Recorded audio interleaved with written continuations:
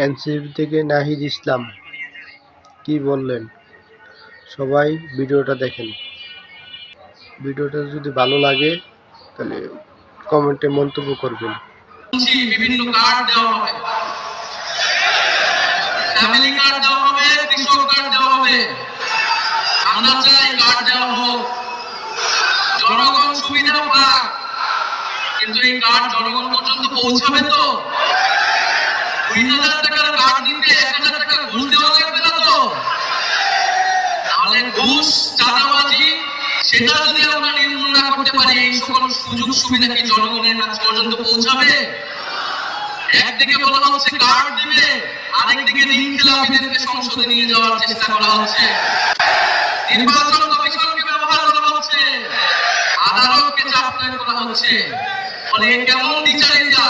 যদি প্রকৃতপক্ষে জনগণকে সুবিধা দেওয়ার নিয়ম থাকে, তাহলে কেউ ঋণ খেলাপিকে নমিনেশন দিতে পারে না। যারা ঋণ পরিশোধ করে নাই, তারা সংসদে গেলে আপনার মনে হয় তারা ঋণ পরিশোধ করবে না? এরা আবারও ঋণ দিবে, আবারও টাকা লুট করবে, আবারও টাকা পাচার করবে বিদেশে। আমরা তো এই বাংলাদেশ চাই নাই, আমরা তো সেই লুটেরাদের বিরুদ্ধে অবস্থান করেছি। মানে নতুন কোন লুটেরাদের আমরা ক্ষমতায় যেতে দেব না, বাংলাদেশের জনগণ তাদেরকে ক্ষমতায় যেতে দেবে না।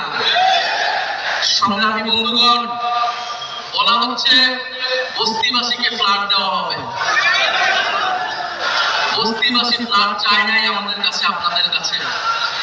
বস্তিবাসী চায় নিরাপদ জীবনের নিশ্চয়তা, বস্তিবাসী চায় মর্যাদাপূর্ণ কর্মসংস্থান। বস্তিবাসীকে ঢাকা শহরে আজ পর্যন্ত যারা ফ্ল্যাট দেওয়ার অঙ্গীকার করেছে, তারা বস্তি উচ্ছেদের পরিকল্পনা করেছে। তারা বস্তিতে আগুন লাগিয়েছে, বলা হয়েছে আপনাদেরকে ফ্ল্যাট দিব, আপনারা বস্তি থেকে উচ্ছেদ হন। আমরা আল্লাহ না করুক হয়তো এই ধরনের কোনো প্ল্যান নাই। জান্নাতের মালিক আল্লাহ, অবশ্যই মহান সৃষ্টিকর্তা, আর ভোটের মালিক জনগণ। ভোটের মালিক নাগরিক, দেশের মানুষ বুঝে যাবে আরো দ্রুতই যে কারা নির্বাচনের আগে প্রতারণা করছে, কারা দেশের মানুষকে ঠকাচ্ছে, কারা সংস্কারের বিরুদ্ধে অবস্থান নিচ্ছে। প্রিয় সংগ্রামী বন্ধুগণ, 12 ফেব্রুয়ারি দলীয় নির্বাচনী ঐক্যে সমর্থিত যার প্রার্থী রয়েছেন, যার যেখানে মার্কা রয়েছে, এই ঢাকা 15 আসনে দাঁড়িপাল্লা, অন্যান্য আসনে সাতটাকলি রিক্সা সহ দলীয় দলের যে মার্কাগুলো রয়েছে, আপনারা তাদেরকে জয়ী করবেন, তাদের সাথে থাকবেন। আমরা ঐক্যবদ্ধভাবে বৈষম্যের বিরুদ্ধে, দুর্নীতির বিরুদ্ধে আর ইনসাফের পক্ষে আমরা নতুন বাংলাদেশ গড়ে তুলব। শেষে যাওয়ার আগে আরেকটি কথা, এবারে নির্বাচন শুধু সরকার বদলের নির্বাচন নয়, দেশ বদলের নির্বাচন। এবারে নির্বাচন ক্ষমতা পরিবর্তনের নির্বাচন নয়, ক্ষমতার কাঠামো পরিবর্তনের নির্বাচন। মানে নির্বাচনের সাথে একটা গণভোট আছে, এটা অনেক দল ভুলে যায়, কিন্তু আমরা ভুলি না, জনগণ ভুলবে না। মানে গণভোটে আমরা কি দিব? গণভোটে